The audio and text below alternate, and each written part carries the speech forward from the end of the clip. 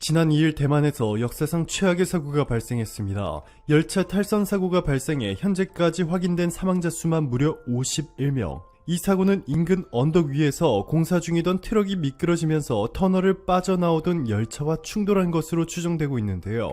대만 당국은 공사 시공업체를 불러 자세한 사고 원인을 조사하기 시작했습니다. 현재 사고 지점 선로에서 열차를 옮기는 작업이 진행 중인데 이 과정에서 유해가 추가로 발견될 가능성이 있습니다. 이 사고 때문에 현재 대만 국민들의 분위기는 침울합니다. 최근 열린 대만 프로야구 푸방 가디언즈 선수들은 경기 전 탈선 사고 추모 묵념을 하기도 했는데요. 이번 사고는 대만 최대 명절 중 하나인 청명절 연휴 첫날 발생해 피해가 더 컸습니다. 70년 만에 대만에서 발생한 최악의 참사로 기록되고 있습니다. 사망자 중에는 사고 열차의 기관사도 포함됐고 사고 직후 많은 승객들이 스스로 창문을 깨고 탈출하기도 했습니다. 그야말로 아비규환이었는데요. 사망자 중에는 미국인 2명과 프랑스인 1명, 일본인 2명 등 외국인도 다수 포함됐습니다. 지금 보시는 것처럼 살아남은 승객들이 사고 열차에서 탈출하는 장면이 공개됐습니다. 사고가 난 이번 8량 열차는 타이루거 익스프레스 열차로 최고 속도가 시속 130km에 달합니다. 이 열차는 대만 북부 신베이 수리에서 타이둥으로 향하고 있었습니다. 사고 당시 철도청 관계자를 포함해 무려 500여 명이 타고 있었고 성묘객이 많아 입석으로 탑승한 승객도 상당수 있었던 것으로 확인됐습니다. CNN은 대만 동부에서 발생한 치명적인 열차 충돌 사고에 트럭이 연루된 것으로 알려졌다. 50명 이상이 숨졌고 202명이 다쳤다. 대만 관영중앙통신에 따르며 트럭 운전사는 지난 토요일 보석금을 냈지만 후일리엔 지방법원은 그가 도망치거나 다른 사람들과 공모하거나 증거를 인멸할 수 있을 가능성이 있기 때문에 보석을 취소했다고 보도했다. 전했고 BBC는 정의메이 가족은 금요일에 사고 기차를 탈 예정이 아니었다. 그들은 그날 일찍 기차표를 예약했지만 놓쳤다. 그래서 그들은 타루코 익스프레스 408의 기차 입석 티켓을 받았다. 모든 좌석은 이미 매진되어 있었다. 그들은 전통 축제를 기념하기 위해 후아리엔 마을로 향하고 있었다. 정이메이 가족은 열차가 그들의 도착지에 가까워질수록 열차 차량이 경적을 울리는 소리를 들었다고 회상했다. 보도했습니다. 열차가 이상이 있음을 감지했음에도 기차의 속도는 줄어들지 않았고 정확히 몇 초 후 그 열차는 선로 위로 미끄러진 트럭에 부딪힌 것입니다. CNA의 보고에 따르며 수사관들은 크레인 트럭의 브레이크가 기계적 고장인지 조사하고 있습니다. 자, 그런데 충격적인 사실이 밝혀졌습니다. 지난 2018년도 대만 북동부 이란현에서 발생한 열차 탈선 사고 현장과 이번 사고가 매우 흡사한데요. 당시 최악의 열차 탈선 사고의 원인이 일본제 차량의 설계 착오였던 것으로 밝혀졌습니다. 일본 마이니치 신문은 해당 철도 차량 제작업체인 일본 차량 제조사의 설계가 문제가 있었다고 보도했습니다. 보도에 따르면 운전사가 열차 자동 제어 보호 시스템의 전원이 끊어질 경우 지령실에 무선으로 통지가 돼야 하는데 제조 당시에 도면을 확인한 결과 필요한 배선이 없었습니다. 이로 인해 ATP 절단이 통보되지 않은 것으로 보인다는 것입니다. 대만 당국은 사고 원인 조사를 통해 제작사의 자체 조사 결과 설계 담당자의 실수로 배선 접속의 설계도와 일부 달라져 이 자동 통보 기능이 작동하지 않은 것으로 확인됐습니다. 대만 지방법원에 따르면 열차 운전기사는 ATP 전원을 끄고 있었다고 하는데 지령실에는 통지가 없었다는 현지 보도가 있어 회사 측이 조사해 발주 시의 설명서대로 제조 시 도면이 설계되지 않은 것이 발각됐습니다. 설계 착오가 없었다면 장치가 꺼진 사실을 더 빨리 파악했을 가능성이 있는 것으로 지적되고 있습니다. 이에 대해 일본 차량 제조 홍보실 측은 사고 원인 조사가 진행 중이어서 설계 착오가 사고에 관련됐는지 여부에 대해서는 아무 말도 할 수 없다 라며 다만 원인을 규명해 재발 방지에 힘쓰겠다고 밝혔지만 2,400만 명의 대만인들의 분노를 잠재울 수 없었습니다. 최근 벌어진 사고도 마찬가지입니다. 만약 일본의 철도 제작회사가 처음 대만과의 철도 계약을 맺었을 당시에 대만 측에 보장했던 성능대로라며 대만 열차가 이번 추돌 사고로 전복되는 것은 불가능에 가깝다는 것이 전문가들의 공통된 의견입니다. 대만은 대표적인 친일 국가였습니다. 청일전쟁에서 패배한 청나라가 시모노세키 조약으로 일본에 대만을 넘겨주면서 1895년부터 1945년까지 무려 50여 년 동안 일본이 대만을 식민 지배했습니다. 그렇지만 대만인들은 일제 총독부 아래 대만의 근대화가 됐다고 굳게 믿고 있습니다. 지금도 일본식 문화가 대만 전체를 장악하고 있습니다. 일본 게임, 일본 만화, 일본 애니 등 일본산 엔터테인먼트 컨텐츠 소비가 그 어느 나라보다 더 활발하고 일본어도 주요 외국어로 지정되어 있기 때문에 상당수의 대만인들이 일본어를 유창하게 구사할 수 있습니다. 길거리 곳곳에서 일본어로 쓰여진 간판을 쉽게 찾을 수 있는 것은 물론이고 대만 미니 기금회의가 실시한 여론조사에 따르면 대만인 중 일본의 호감을 표시한 비율은 84.6%로 대만인들에게 일본이 가장 호감도가 높은 국가로 꼽혔습니다. 그동안 대만인들은 일본을 거의 맹신하다시피 한 것인데요. 하지만 이번까지 총 2번의 열차 이탈 대참사가 일본 때문이라는 소식이 전해지면서 일본을 향한 대만인들의 분노가 폭발하기 시작했습니다. 이에 대만인들 사이에서는 일본을 싹 다 몰아내고 한국이 대만에 철도를 짓고 열차를 공급해 주었다면 절대로 이러한 사고가 발생하지 않았을 것이라며 심상치 않은 집단적 움직임을 보여주고 있습니다. 특히 한국의 현대 롯데밀 대만에서 수주한 9,098억 원 규모의 520량 교외선 열차가 공개되자 대만 철도청 관계자들은 하이테크한 미래지향적 디자인을 갖추고 있다고 극찬했고 빙과일보 등 현지 언론은 대만 철도청 역사상 가장 아름다운 차가 될 것이다 라며 한국의 기술과 디자인 능력을 극찬했습니다. 또한 대만이 일본을 버리고 한국과 손잡으려는 중요한 이유가 또 있는데요. 최근 한국 연구진이 공개한 스마트 대피 통로 때문입니다. 이번 대만의 열차 사고에서 다수의 사망자가 발생한 것은 바로 터널 안에서 열차 탈선 사고가 나면서 소방대원들이 진입조차 하지 못해 구조에 어려움을 겪고 있기 때문입니다. 터널 안이 매우 좁은 데다가 열차 탈선으로 심하게 찌그러져 있었기 때문인데요. 놀랍게도 한국이 이러한 문제를 한방에 해결해버렸습니다. 최근 한국 연구진이 터널 안에서 비상 상황이 발생했을 때 자동으로 펼쳐지는 스마트 대피 통로를 개발하는 데 성공했습니다. 스마트 대피 통로는 평상시에는 벽이나 천장에 접힌 상태로 보관되다가 비상 상황이 되면 자동으로 펼쳐져 승객이 분리된 통로로 안전하게 대피 이동하는 시스템입니다.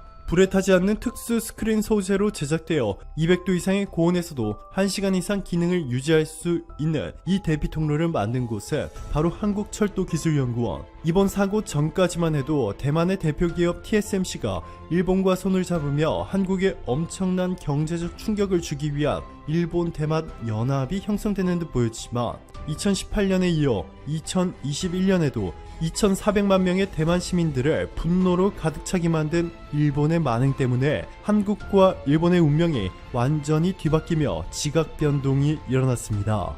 오늘도 감사합니다. 최고로 멋진 하루 보내시길 바랄게요.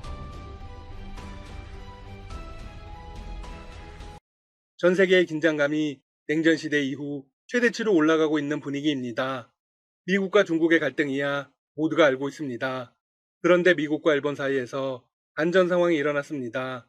일본이 직선 기선을 기준으로 영해를 확대한 것에 대해 미국이 큰 문제가 있다고 판단한 것입니다. 이에 미국이 일본을 상대로 항행의 자유작전을 벌였습니다. 그야말로 믿는 도끼에 발등이 찍힌 셈입니다. 중국을 완전히 버리고 미국의 편에 붙었는데 별로 남는 게 없는 상황입니다.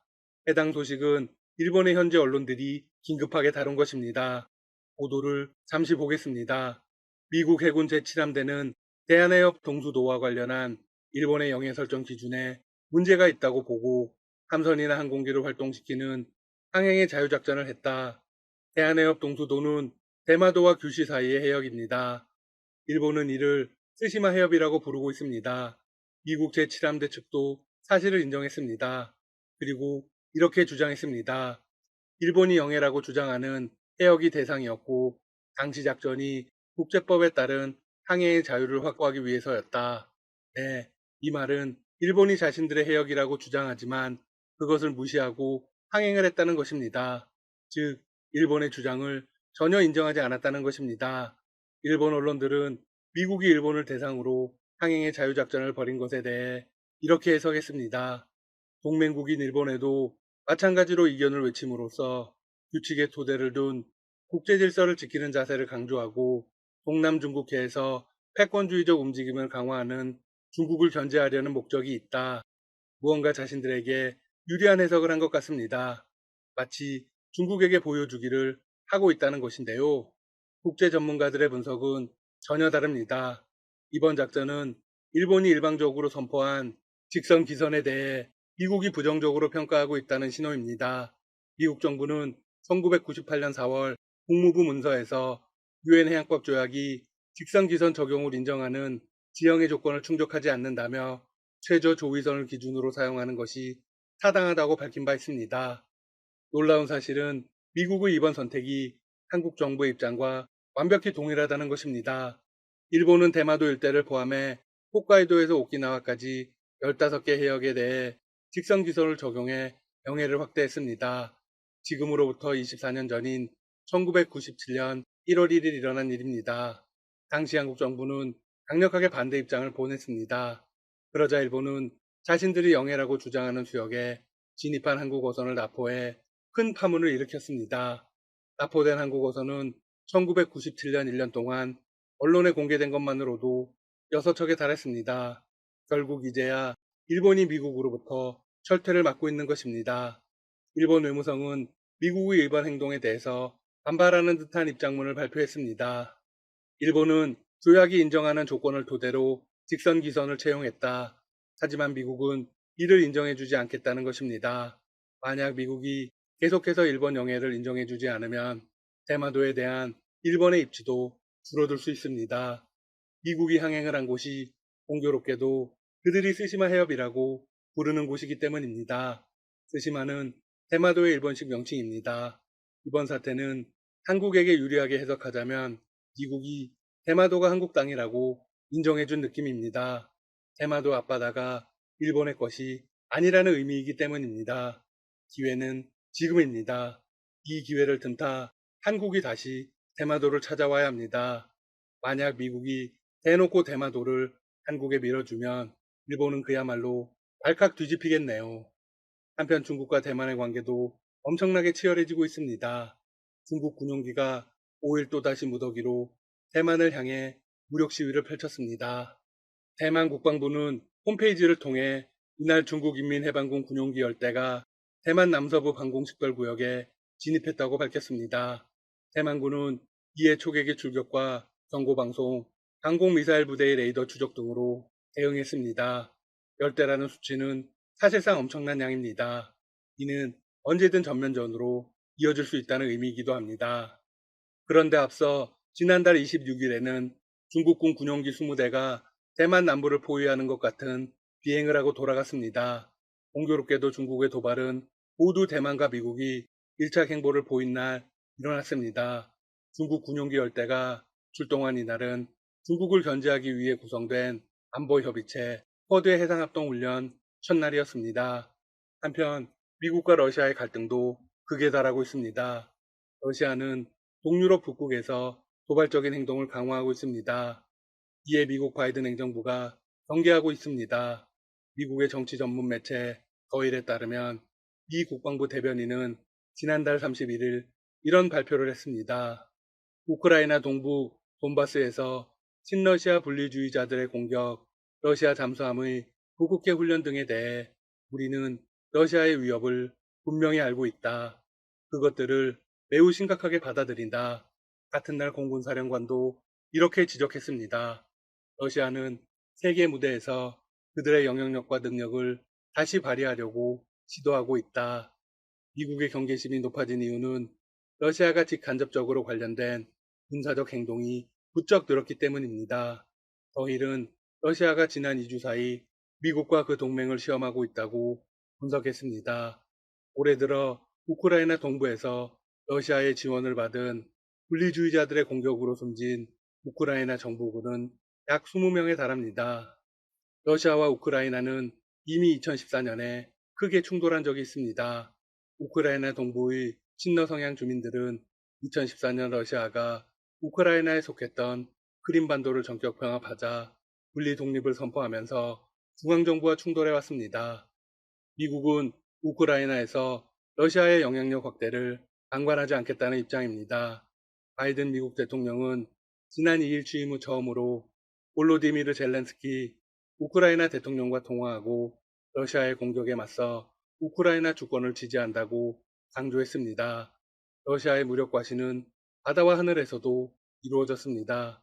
지난달 26일 러시아 해군은 핵잠수함 3척이 처음으로 한꺼번에 두터운 북극의 얼음을 뚫고 수면 위로 부상하는 훈련을 성공적으로 수행했다고 밝혔습니다.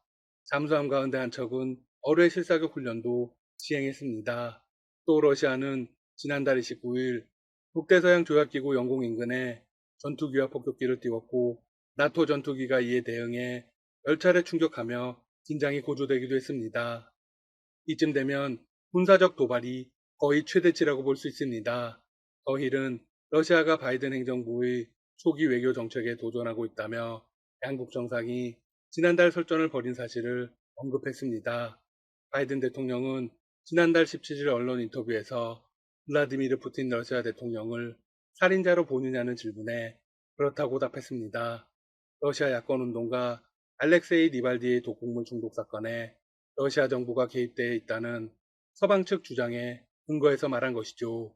푸틴 대통령도 남을 그렇게 부르면 자신도 그렇게 불리는 법이라고 곧바로 대응했습니다. 앞으로의 상황이 무척 궁금해지네요. 지금까지 닥터시사TV였습니다. 여러분 시청해주셔서 감사합니다. 구독과 좋아요 부탁드립니다.